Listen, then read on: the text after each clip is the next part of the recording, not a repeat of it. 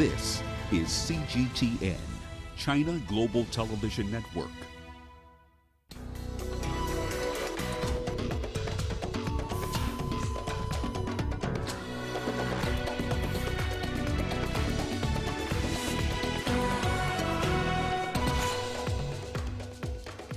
No winner yet. The U.S. and the world awaits results of the presidential elections. Ethiopia's parliament approves a state of emergency in Tigray a day after Prime Minister Abiy Ahmed ordered troops into the region. And 5 Congolese soldiers have been killed and several others injured in clashes with a rebel group in the northeast of the Democratic Republic of Congo. Hello and welcome to Africa Live. As always, great to have you with us. I'm Richard Ntal, live in Nairobi. And for those of you joining us from across the continent and around the globe, we thank you for joining us. And tonight I'm alongside my colleague Uche, who has our business headlines. Uche. Thank you, Richard. And here's a look at what's coming up on Africa Live Biz. Canadian miner Barrick Gold posts a near threefold jump in its quarterly profit and increases its dividend. And South Africa's Comair is set to hit the skies after being grounded since March. Of course, all that coming up within the program. For now, it is back to you, Richard. Thank you so much, Uche. Once again, welcome to Africa Live. I'm Richard Ntal. So good to have you with us. Well, vote counting continues in the United States presidential election. According to the Associated Press, in battleground state Georgia, 98% of the votes have been counted. President Donald Trump's lead over Joe Biden has narrowed there. Georgia has 16 electoral votes.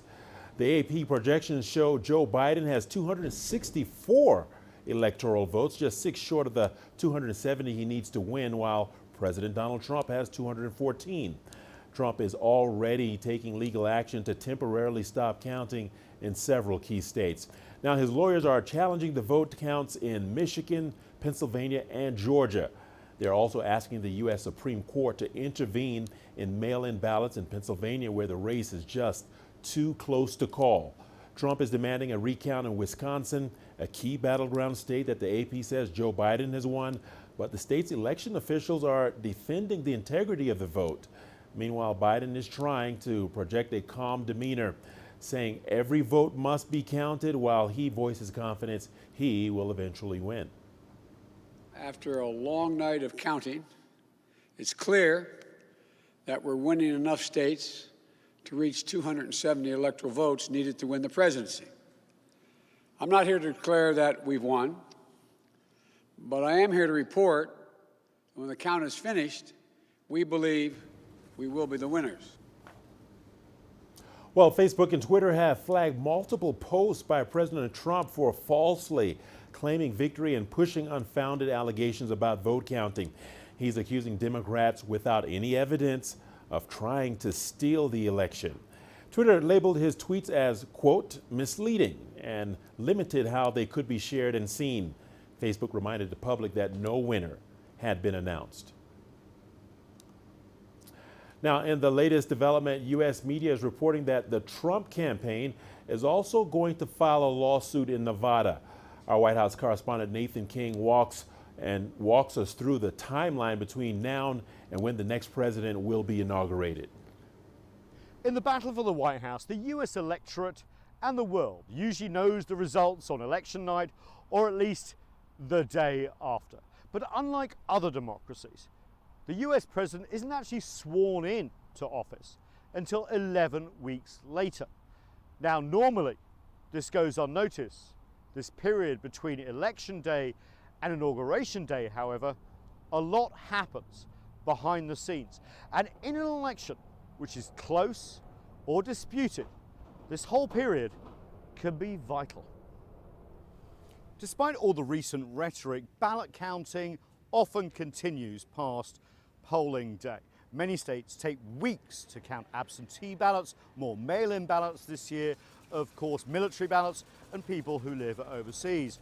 Now, this gives time for a lot of legal challenges. First of all, locally, then sometimes if they're disputed up to the state level, and in the case of the election of 2000, for example, it can end up here, all the way to the United States Supreme Court. Depending on the state, the count can go on for another 6 weeks. You've got to remember that these electoral college votes we see actually are represented by real people. They're called the electors. And they basically all across the United States give their vote for president and vice president on December the 14th. And then the next key date is January the 6th. That's when the US Congress meets to declare the official results of the election.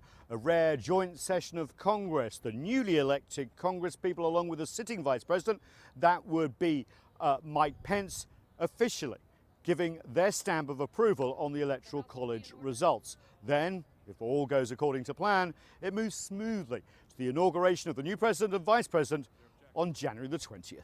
But there can be obstacles. It's rare, but sometimes the Electoral College can be deadlocked.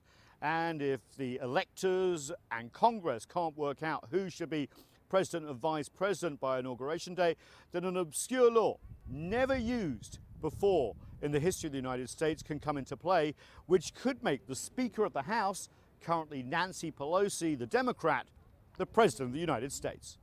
However, it is worth stressing that generally elections in the United States go pretty smoothly, considering the size of the electorate and the diversity in the country. It can be a very energizing time for one of the world's oldest democracies. But let's face it, we are living in very divided times. This 11-week gap between election day and inauguration day, if there's lots of legal disputes and questions about the election, could lead to demonstrations, more divisiveness in the population, even violence.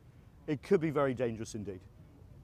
Remember, 4 years ago, anger erupted in 2016 as President Trump won the election but lost the popular vote by nearly 3 million votes. And in a bid for his second term, Trump has questioned the ballot counting process and has refused to guarantee he will accept the result and would not repudiate violent white supremacists. Of course, this election has been complicated by the pandemic, the huge rise of mail-in voting, and of course, early voting as well. Legal challenges could give way to demonstrations. There could also be violence as well.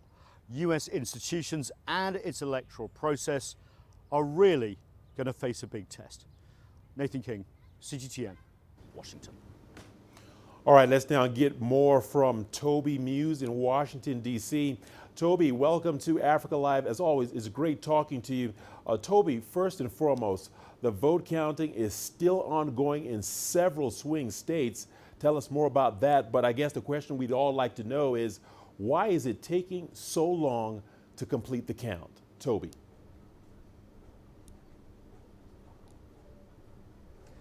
Indeed. So where are we at the moment? We're waiting for we're looking at the vote count in Nevada. We're hoping to get some results from them possibly in the coming hours. Joe Biden has a tiny lead there, less than 10,000 votes. That's 6 electoral college votes. Georgia, a solidly conservative state in the past, now just too close to a call. We're in the final tens of thousands of votes to be counted there. It's very, very close. Joe Biden has been biting into Donald Trump's lead. Arizona, it's the reverse. Joe Biden is ahead, but Donald Trump has been biting into his lead. And then we come to the big one, Pennsylvania. If Pennsylvania is to be awarded to Joe Biden, it ends this election. Joe Biden is the next president. Pennsylvania is that important. And that's where we get to the second part of your question. Why is this taking so long? Well, it could have been prevented in the case of Pennsylvania. Everybody knew this was going to be an unprecedented amount of mail-in ballots, security protocol to minimize the spread of the coronavirus. Many states across the country adapted to that. They started counting votes when they received them before election day. Pennsylvania, well aware it could be the center of this election campaign, did not change its rules. That means for weeks they were receiving post-in votes and they didn't start counting them until election day. So now we're on day 2 after the election. We still don't have a result. And I think that is the kind of thing that can damage people's trust. Now, many people were prepared for this, but when you speak to the supporters of the president, you will hear these things where they start talking about, is this the fraud that the president keeps talking about? It's important to note that there's very, very, very few cases of mail-in vote fraud, but the president has been banging this drum for so long, saying that mail-in votes are open to fraud. Democrats, of course, say, no, this is the process. We need to count all of these votes. Well, Toby, clearly the United States is a divided country right now. There have been protests taking place all across the country. What's the latest on that, Toby?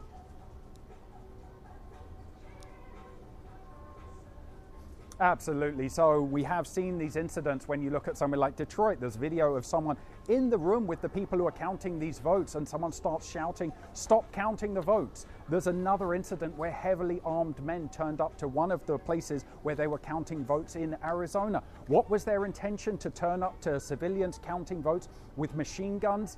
We can guess it was to intimidate. I mean, they would have to give their own reason for why they felt the need to take a heavy machine gun to civilians counting votes. But that's been the kind of fear here. But I will say that there's been less of those incidents of violence than we really we feared. When we came into this election, everybody you would speak to would say, I fear we're going to see violence on election day and in the days past, and it hasn't actually happened so far. But again, we do not have a final result. How long is it going to take to have a final result? We don't know. We hope that we get a final result of this election soon, but we just don't know. So, you know, it's not over until it's over. That's right, Toby. Once again, thank you for that great update and report. The world awaits the final results. Toby Muse speaking to us live from the United States. Thanks a lot, Toby. Now, moving on, the United Nations says it will continue to uphold the Paris climate deal. The announcement comes on the same day as the United States formally withdrew from the 2015 agreement. A UN spokesperson says the organization regrets America's decision. Secretary General will co-convene on December 12th a climate ambition summit, which will coincide with the 5th anniversary of the Paris agreement. And so our support, our belief in the need for a strong and active Paris agreement remains unchanged. And I think I would refer you back to what the Secretary General said, I think back in November a year ago, about the U.S. decision. Well, under the Paris Agreement, countries pledged to take action to limit global warming. The U.S. is the world's second largest greenhouse gas emitter, and its withdrawal from the global pact has raised concerns. Several countries have expressed regret over America's withdrawal. Trump's Democratic rival Joe Biden has promised to rejoin the agreement if elected. Ethiopia's parliament has endorsed a 6-month state of emergency for the Tigray region. This means a decree first announced by the Council of Ministers has become law. In September, the Tigray local government held regional elections, which the federal government deemed illegal. In recent days, tensions have escalated, with the Tigray People's Liberation Front being accused of attempting to loot a military base. Prime Minister Abiy Ahmed has since ordered a military response to the attack. 5 Congolese soldiers have been killed and several others injured in clashes with a rebel group. The attack took place in the northeast of the Democratic Republic of Congo. A senior officer was among the victims of the attack in Ituri province. CGTN's Chris Ochemringa has more from Kinshasa. The soldiers were killed by suspected rebels in an attack on their military base in Ezekere. The military spokesperson in Ituri province says an officer at the rank of a major was one of the victims of the attack. He says the army fought the rebels and repelled them from the area. Congolese officials have blamed the attack on the Cooperative for the Development of Congo rebel group Codeco. The group is composed of fighters from the Lendu community. They've had long-standing conflicts over land and the control of mineral resources with members of a community of herders known as the Hema. The security situation in Ituri province has deteriorated since the start of this year. The UN says more than 1,300 people have been killed and over 200,000 displaced. Chris Ochemringa, CGTN, Kinshasa, Democratic Republic of Congo. Tanzanian President John Magufuli has been sworn in for his second term in office. Magufuli won a landslide victory after garnering 84% of the vote. Several leaders, including Zimbabwean President Emmerson Mnangagwa and Ugandan President Yoweri Museveni, attended the swearing-in ceremony. In his address to the nation, Magufuli pledged to make Tanzania an economically independent country. He promised to achieve this goal by working together with all Tanzanians, regardless of their tribal, religious, or political beliefs. We have a lot more coming your way. Stay tuned. This is Africa Live. Here's a look at what's ahead. Chinese President Xi Jinping calls for cooperation in world economy's recovery bid. Kenya's home to the world's only remaining 2 northern white rhinos. It sees tourism pick up after COVID-19.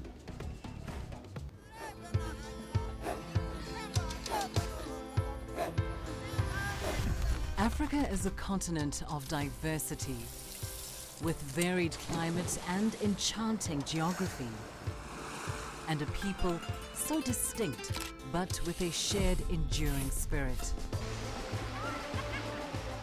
We are at the heart of the continent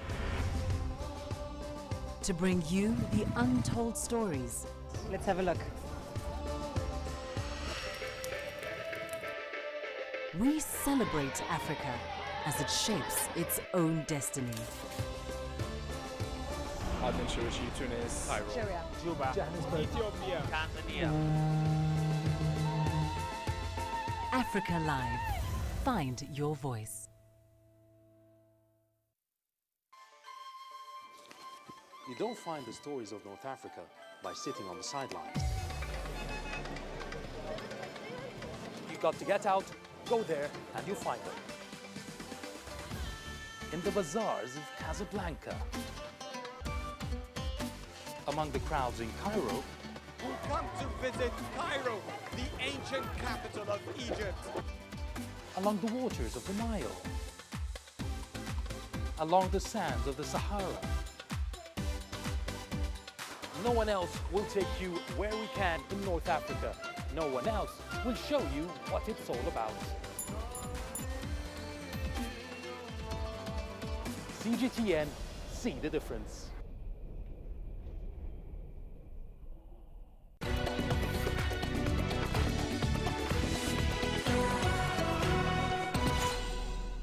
Welcome back to Africa Live. Thanks for staying with us. Now to the annual China International Import Expo, which is underway in Shanghai. President Xi Jinping spoke at the opening ceremony, calling on countries to build an open, inclusive, and balanced economy. This year's expo features 6 main sections. They cover food and farm products, cars, smart devices, consumer goods, medical equipment, and healthcare, as well as other services. Now, the event has attracted around 400,000 buyers and more than 110,000 companies and organizations. Li Jingyi has more. Chinese President Xi calls on all countries to learn from the pandemic and promote opening up for win-win cooperation. The pandemic reminds us that all countries are a community with a shared future, and no one can stand alone in the face of major crises. We must adhere to the concept of win-win cooperation, prioritize the common interests of all countries, and promote economic globalization in a more open, inclusive, balanced, and win-win way. The week-long event provides a window for recognition of foreign products and gives domestic consumers more choices. President Xi said over the next 10 years, China's import volume for goods and products could exceed $22 trillion. China is a huge market with the greatest potential in the world. Made in China has become an important concept in the global industrial supply chain and has made positive contributions. China's vast domestic market will continue to stimulate its potential for innovation.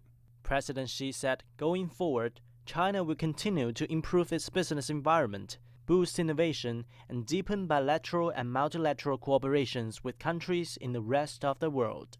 Li Jingyi, CGTN. Well, following President Xi's speech, CGTN got reactions from exhibitors. We were so impressed about President Xi's speech yesterday. It sent an important signal to the world that China will open its market widely. As a German company in China, we have benefited a lot from China's opening up. We will expand our investment here, especially in research and development. We have great confidence in the Chinese market. China has become the most important market for us. We have just invested $150 million in China. Next year, we'll land our biggest overseas headquarters in Shanghai, which will be a good opportunity for investors. And we find this a very good venue to introduce our imported products. We have a factory in China where we're producing already, but we still import a lot of machines. And this is a very good event here to show the imported products. I think the Chinese market is the first market that really opened up. So I really think that the Chinese government had the pandemic well under control. So it was the first. They did a very hard lockdown at the beginning, especially in Wuhan. And afterwards, they found a way how to open up the economy. And now you see the results. The Chinese economy is the strongest one at the moment. It's the first one that opened up. And we are almost back to normal now. The third China International Import Expo has kicked off in Shanghai. South African President Cyril Ramaphosa expressed his appreciation to China for holding the event. He also touched on the importance of the African Continental Free Trade Agreement, which is 2 months away from being launched. The number of international companies participating this year is higher than in previous years, further conveying China's commitment to inclusive globalization. For the African continent, this could not have come at a better time. We are just 2 months away from the first trading date of the African Continental Free Trade Area. This free trade area will be the largest trade area in the world. It will boost regional trade, reconfigure continental supply chains on the African continent, and spur economic growth in a number of countries in Africa. Well, earlier we spoke to Gerishan Ikiara, a senior lecturer at the University of Nairobi's Institute of Diplomacy and International Studies. He touched on the state of China's and Africa's trading relationship in the face of COVID-19. Let's take a listen. Africa in the last 6-7 months has been going through one of its worst pandemics and crises, both in human area as well as in the economy. And it requires a lot of assistance to be able to get out of the crisis in which it is today, in terms of rising unemployment for both the young and the old people. Being unable to access some of the supply chains, which are very critical. And China, for instance, has been a very important supply chain for many African countries, for both in big companies as well as small and medium enterprises. So yes, Africa needs a lot of assistance. And Africa has been cooperating very well with China, especially through FOCAC, which in the last 15 years has strengthened the economic, social, and even political relationships between China and literally all African countries. So China can play a major part. It has already played quite an important part. Before the pandemic, China had become the leading market for Africa in both export and import, very crucial for industries in Africa. So opening up China, opening the economy, the Chinese economy, will be one way of assisting Africa greatly, and enabling both export and imports to flow freely between the two continents. The started out, especially in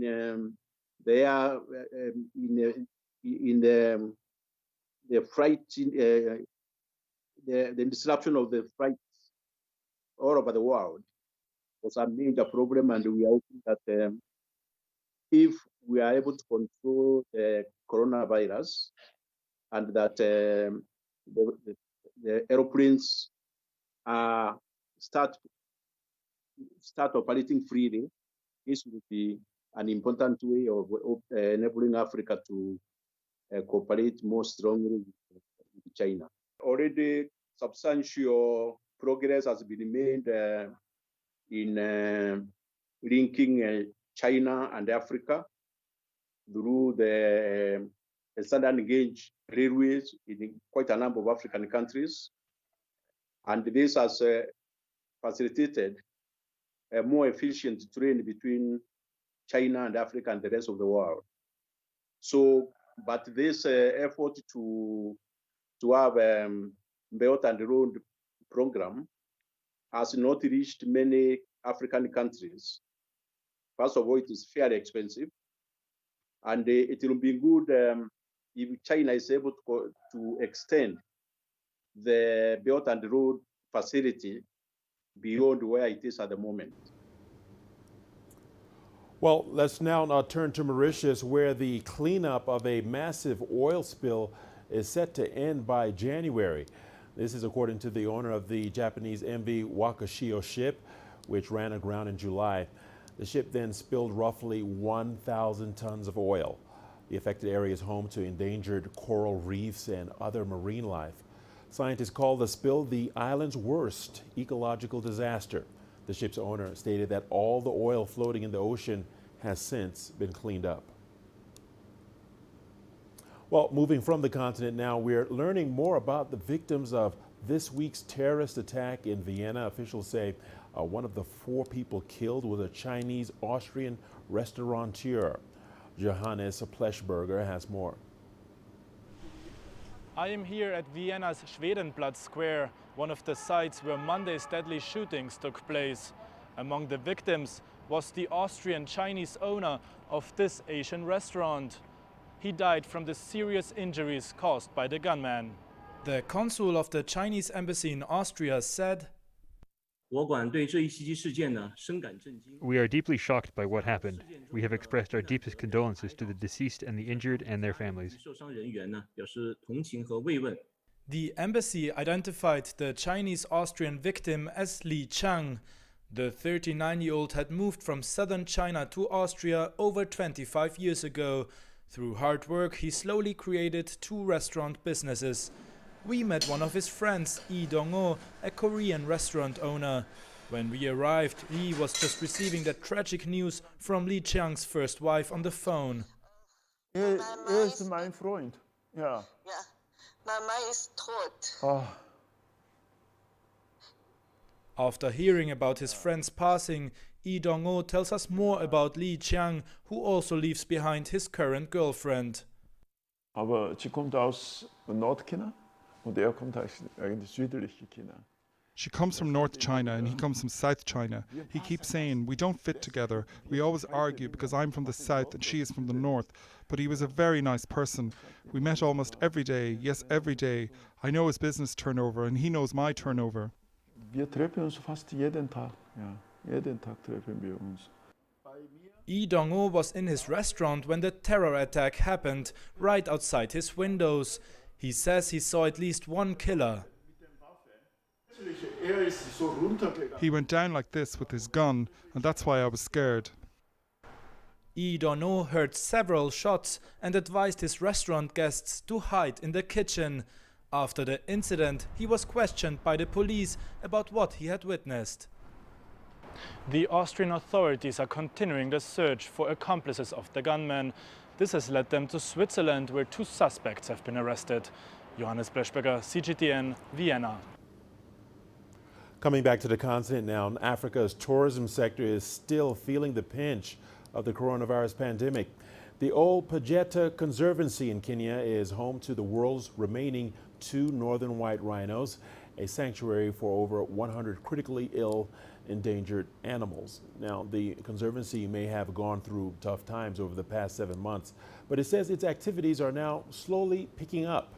CGTN's Nick Mundima visited the Conservancy and now reports. The Alpagita Conservancy, one of the leading tourist destinations in Africa. It's also home to some endangered species, including the northern and southern white rhinos. Here, things are picking up slowly, but normalcy is yet to be achieved. Most visitors come from European countries, some of which are experiencing a second wave of coronavirus infections. From where we are, things have become very difficult. It's all about surviving. We haven't been able to go back to our usual operations. The fact that we are an integrated model, we embrace the use of various practices and land use plans that help us generate revenue from a number of diverse sources, has helped us survive, has been a major bridging between the downturn in tourism business. Few tourists can be seen here. This unusual scenario, which is also evident in other parks and sanctuaries, is bad news for the economy. It has also led to an increase in poaching. However, more locals are visiting such attractions more often. Let Africa work more towards local tourism, because in this COVID period we realized that we were so reliant on international tourists that I feel we can really do wonders with local tourism. The Kenyan government believes the dream of making Africa a single tourist hub is still achievable, and that it will help the continent become more self-reliant in tourism. Africa needs to appreciate that there is already a market of almost 1 billion people in the continent that they can come and travel within each other. So we need to work on the logistics of making it happen. One, we need to open our borders to Africans. So in terms of visas and accessibility to the country. We need to open up our airspace to airlines across Africa, and that's going to work.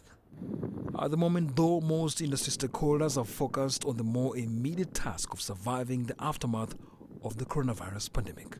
Many African countries are depending on local tourism at the moment before things get back to normal.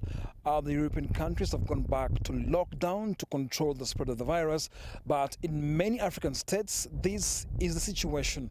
Things are not actually back to factory settings, hoping that soon most of these governments will reduce the entry fees to such parks, like here at the Alpagita Conservancy. Nick Mudimba, CGTN, Laikipia County, Kenya. Our coverage continues on Africa Live. Time now for our business segment with Uche. Thanks, Richard. And coming up on Africa Live Biz. Canadian miner Barrick Gold posts a near threefold jump in quarterly profit and increases its dividend. And South Africa's Comair is set to hit the skies after being grounded in March.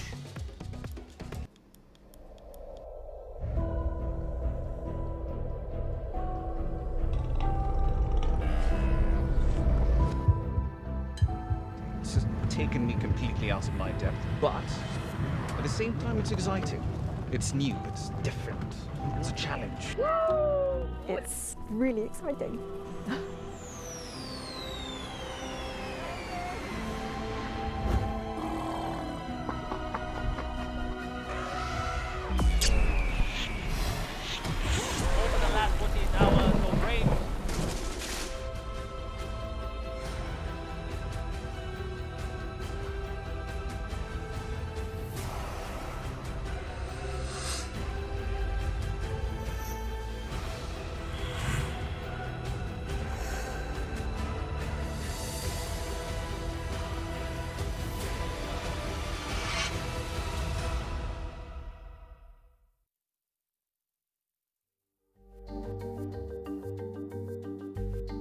Africa Live.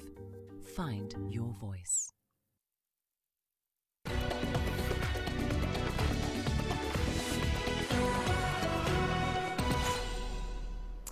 Now, Canadian miner Barrick Gold has posted a near threefold jump in quarterly profit and increased its dividend. The firm is benefiting from a surge in gold prices, which was fueled by widespread coronavirus stimulus measures unveiled globally. Now, higher prices of precious metals, including gold, surged to a record high above $2,000 an ounce earlier this year. That has offered miners a lifeline after the COVID-19 pandemic disrupted supply chains and mining operations. Barrick says average realized gold prices rose to $1,926 per ounce in the third quarter ending September 30th, and that is up from $1,476 per ounce a year earlier. Meanwhile, Libya's daily crude output has climbed to 800,000 barrels per day, and the country is now targeting 1.3 million barrels by early next year. The reopening of the last of Libya's oil fields and ports has prompted a resurgence of its energy industry, with the OPEC nation's daily production jumping from less than 100,000 barrels in September. Now here's CGTN's Yasser Hakim with the details. Reaping the rewards of peace and stability, 800,000 barrels daily production is an 8-fold increase since a ceasefire took hold over a month ago. According to the chairman of Libya's state-run National Oil Corporation, Mustafa Sanallah, the North African nation is targeting to pump 1 million barrels daily next month, before accelerating to over 1.6 million barrels daily by the end of 2021. Libya's daily production reached 1.3 million barrels per day in 2018, and it could easily achieve over 1.5 million barrels on one condition. That's if peaceful negotiations and ceasefire continues. A military conflict will halt production, just like what happened throughout 2020, and this can further damage the economy. Libya's current oil revenue exceeds $12 billion. Half of it is paid as salaries to state employees. About $2 billion goes to the rival Tobruk government in the east, and the rest to the National Accord government and the state budget. Officials, however, say the income is not enough to cover its budgetary needs or the state's expenses. Unfortunately, one of the big mistakes of Muammar Gaddafi is that he made the country dependent only on oil revenue, yet it has a lot of potential in tourism, for example. Also, Libya oversees 2,000 kilometers of seashore. This could create a huge fishing industry that could garner billions for the country. Good use of its seaports could make it a regional trading hub in North Africa like Egypt. There is a lot of revenue sources to create. Analysts are hopeful that the political rivals will broker a permanent peace deal to allow more oil production. The country with the largest oil reserves in Africa will need the extra revenue to jumpstart its rebuilding process after a decade of internal fighting. Yasser Hakim for CGTN, Cairo. Now, Comair, the aviation company that runs the South African franchise of British Airways and low-cost airline Kulula.com, looks set to fly again.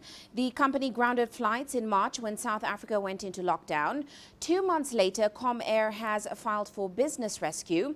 And as Sumitra Naidu now reports, Comair has managed to clear a few hurdles and could take to the skies as early as next month. Comair wants to get British Airways and Kulula.com back in the air as soon as possible. But this may happen under a new parent. Comair executives formed a company called Bitco, which will buy the airlines. The Competition Commission gave the acquisition the green light on condition there will be no retrenchments once the airlines are flying again. I think it's extremely interesting that effectively the Competitions Board has approved essentially the takeover by the new company of old people on the condition that jobs are protected. It shows that both the management and obviously the authorities are being extremely sensitive to the needs of organised union. But 400 employees will be retrenched under the current restructuring. The National Union of Metal Workers of South Africa says there wasn't enough consultation. We would prefer a situation where we do not have to go to the Labour Court. We say that we think that they are not actually trying hard enough to find an amicable solution that does not involve us resorting to court action. We want meaningful engagement. Comair says additional black economic empowerment partners have agreed to take part in the business rescue process, but provided little details as to who they are. The two airlines might get back in the air soon, but their survival will be tricky. For South Africans, international travel hasn't opened up completely as yet. There are also worries around what another possible lockdown could do to this industry. The airline is still entirely dependent upon domestic air travel, and that means that it's incredibly useful link in with British Airways is not going to be really of much use to it at all. And at the same time, we're expecting Gidon Novik, the original founder of Kulula, to launch his new airline. We now know it's called Lift, effectively from the 1st of December. So that's going to make the competition even tougher. SAA is also expected to start flying again after government extended yet another loan to help save the airline. The competition will be good news for consumers, but it may just be unsustainable for operators. Sumitra Naidu, CGTN, Johannesburg, South Africa. And still in South Africa, infrastructure development is key to the country's economic recovery. That is according to President Cyril Ramaphosa, who was speaking at the Infrastructure Preparation Roundtable in Midrand. He says there's a plan to unlock $60 billion for infrastructure development, and that the identified infrastructure projects will help to create jobs in the country. Here's CGTN's Yolisa Njamela with more. South Africa is due to roll out a big infrastructure spending program and large-scale employment stimulus to revive the economy. The country will be embarking on this under the auspices of the Economic Reconstruction and Recovery Plan. The plan outlines an aggressive infrastructure program and far-reaching reforms to increase competitiveness and inclusiveness. It also includes measures to catalyze industrialization, relief for vulnerable households and individuals, and a public investment in employment programs. The infrastructure investment plan not only speaks to new infrastructure, but also to maintenance and repairs of existing infrastructure, as well as urban management, the cleaning of our towns and cities and rural areas.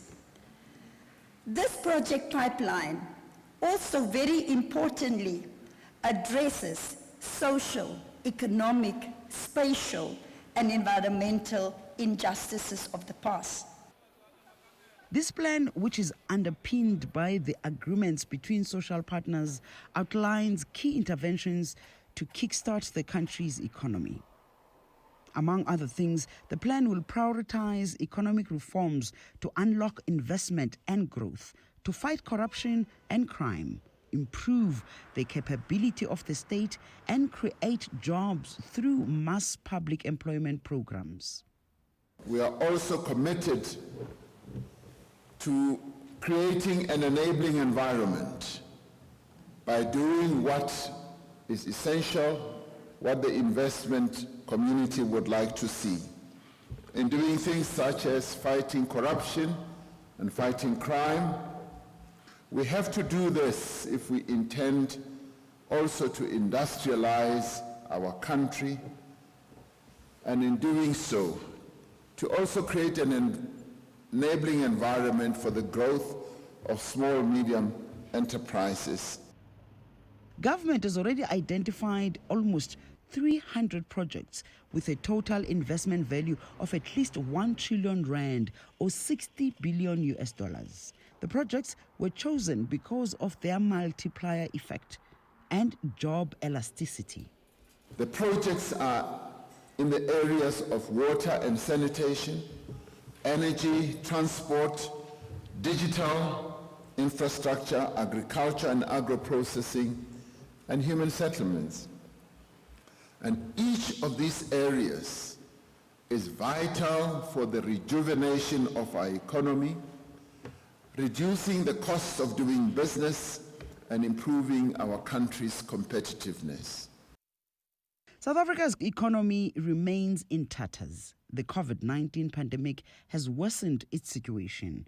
The Infrastructure Development Plan is one of the key interventions being made by government to revive the economy. Yolisa Njamela for CGTN in Midrand, South Africa. And to some international news now, the Bank of England has increased its already huge bond buying stimulus by a larger than expected $195 billion as it braces for more economic damage from the new coronavirus lockdowns and, of course, the Brexit. Now, the bank says it is still looking into the pros and cons of taking interest rates negative, but it gave no update on the process. Governor Andrew Bailey says the bank forecasts that the UK economy will not return to pre-pandemic levels until the beginning of 2022 at the earliest. Bailey also says the economy is set to shrink by a record 11% in 2020 overall, and that is more than the 9.5% it had forecast in March. Now, on Thursday, England began a 4-week lockdown to curb a second wave of COVID-19 that has led to a rising number of deaths in the country. Well, our objective, of course, is to set a cost of borrowing in the economy as a whole that is consistent with activity and the inflation target. Now, it's necessary and inevitable in my view that at the moment the major borrower in the economy is the government, because it's the government that has to step in and respond with public policy to an unprecedented health crisis. So it works through that channel. We always condition our forecasts on what are government policies and government intentions, and that is that there is a trade agreement. Now, any trade agreement now will have a degree of adjustment to it. And that's all for now on Africa Live Biz, but still to come on Global Business Africa, we'll be bringing you more analysis of the race to the White House as, of course, Joe Biden inches closer to victory. All that coming up top of the hour, but in the meantime, my colleague Richard Nta will be back with more news after this short break. Africa Live. Find your voice.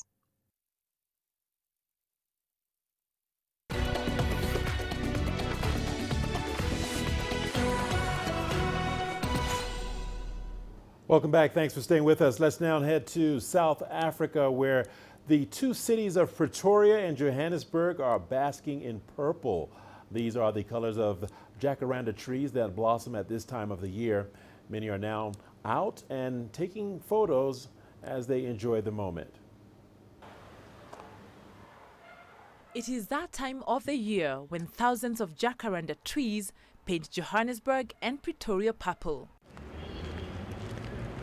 For residents, it is time to take those unique photos that capture the memories of the season. There's something about jacarandas, like Johannesburg and Pretoria, they just have this burst of colour. And, you know, we have very green cities as far as trees go, but just to see the purple for a couple of months a year, and it's always the hunt for the elusive photo. It's like, you know, where's the best photo you can get? And it's all about trying to capture the beauty for a couple of weeks and, you know, see the city in a different light. It's just the jacarandas are beautiful. They bring that purple punch, as I said. It brings a little bit of punch of colors to the image, and it's very attractive to the eye. According to residents of the two cities, the purple petals give those iconic images of Pretoria and Johannesburg. I think the relationship between Johannesburg and Pretoria is quite a strange one. As cities that are actually so close to each other and are almost there's almost very little difference as you're traveling the landscape from one city to the next. They're almost joined to each other. And yet, if you come from Pretoria, you see yourself as a very different identity. And I think it's interesting linking up cities in that way and not being so city-centric. So I think it's also just, as I say, creating different pathways, different ways of seeing. Cape Town's always credited in South Africa as being the most beautiful city to visit. So for 1 month, we like to challenge that title with something fresh. The cities even organize photography competitions called Jacaranda in Your Pocket. Prizes include holiday safaris to Pretoria and other local cities. Yeah, well, we're hoping that this year we'll get a much greater crop of entries because we've expanded to 2 cities. But as a city guide to Joburg, we really feel really strongly about opening access to cities, and it's something that we try and do in all the work that we do, is to help people navigate cities.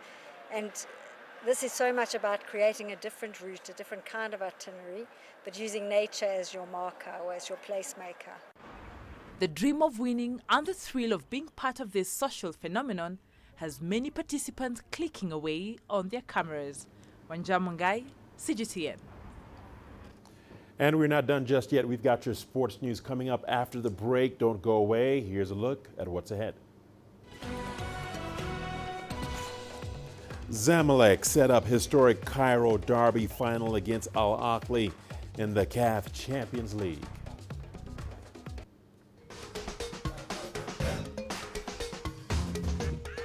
Africa Live. Find your voice.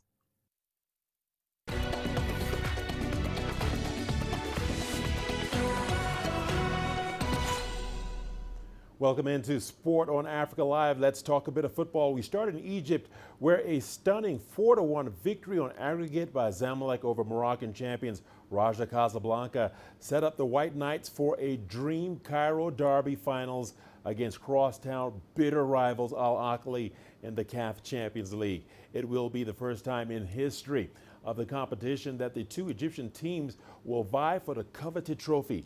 CGTN's Adel Al-Mahroui has more. Up until the 60th minute, Moroccan giants Raja Casablanca seemed to have the advantage with a 1-0 lead against Zamalek.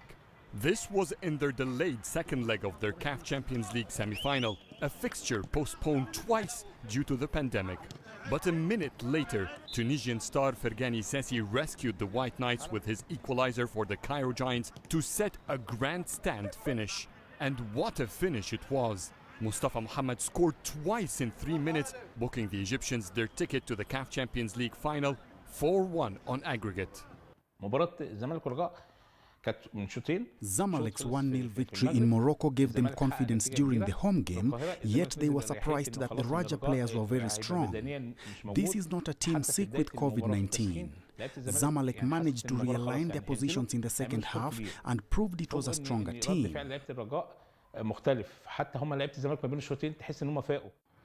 Zamalek's victory has made history. Their opponents in the final are none other than crosstown rivals Al Ahly. This will be the first ever Cairo Derby final. No two other Egyptian teams have ever made it that far before. This gives both teams a great incentive to exert their utmost effort. They will want to win the title from their traditional rival. They know history will remember this match, and it will be an honor for the winner to take the title in the first Egyptian final. The final will be played in Burj Al Arab International Stadium in Alexandria City on the 27th November without fans. However, that will not dampen the sense of occasion. I wished Zamalek reached the final, not Raja. Moroccan teams are much harder on us to read, but Zamalek is like an open book. They play similar football. It's just unfortunate that the match will be played without fans. Zamalek will be aiming for its 6th title to consolidate its position as the second most decorated team in the CAF Champions League. Across the city divide, new coach Pitsu Mosimane and Al Ahly will be seeking a record-extending 9th trophy. Having been outclassed by Zamalek in recent Cairo derbies, revenge is also on the menu. In either way, Egypt wins. The North African football giant will have 16 CAF Champions League trophies, 10 titles more than Tunisia, Morocco and DR Congo. Adel Al-Mahroui, CGTN, Cairo. And to rugby now, and the South African Rugby Union has welcomed the announcement by the Sanzar that the men in green and gold will be part of their 4-nation tournament for the foreseeable future, besides committing to play in the Southern Hemisphere. Now, this is despite the world champion Springboks' decision to be part of the European Pro 14 competition next year. CGTN's C.S. Duplessis has more. The news has brought an end to any speculation that the reigning world champions will be heading north to play their international rugby as a part of an expanded 6 nations, and underlies their commitment to find a way to assist in taking rugby in a new progressive direction. No, I think the rugby championship is very important. It's synonymous with rugby. In South Africa, it's a big part of the tradition. As a young player, you look forward to playing for the Springboks and facing the All Blacks. So for that to be taken away, I think that will just leave a big void. So I'm glad that the championship is going to be back in a massive way next year. Championship's been an exciting tournament for a long time. Been a difficult one for us to win, with the amount of travel that South Africans have had to do. So we've got very few victories in a very long period of the championship. And I guess that's the nature of the competition. You're playing against top sides every weekend. The Rugby Championship will be restructured to include a 12-match format with teams playing each other on a home or away basis. SA Rugby has welcomed the refreshed approach and believe it is a step in the right direction in redeveloping rugby in the Southern Hemisphere. We must remember that South African rugby was an architect of SANZA, and we committed to SANZA. We were fortunate because we had our foot in both hemispheres, and we tended to hedge our bets. And I think our move for next year is good for our player welfare. It'll be good for our game. But I also think it's good for that we continue playing against All Blacks. You know, if you want to be up there, you need to play against good competition, and the All Blacks and the Aussies provide that competition and keeps us on the toes and keeps them on their toes. So I think that partnership does work for us. The iconic FNB Stadium is where the much-anticipated first test between the Springboks and the British and Irish Lions will take place on July the 24th next year, and could well be the first time since their World Cup triumph in 2019 that the public will get to see the men in green and gold in action. The excitement is already tangible as the appetite for rugby in the Rainbow Nation is at an all-time high, and now with a deal in place to remain in the Rugby Championship, rugby fans who have been dealing with a rugby famine will now be in for a real feast in 2021. CS du Plessis, CGTN, Johannesburg. And in more football news, Manchester United manager Ole Gunnar Solskjaer has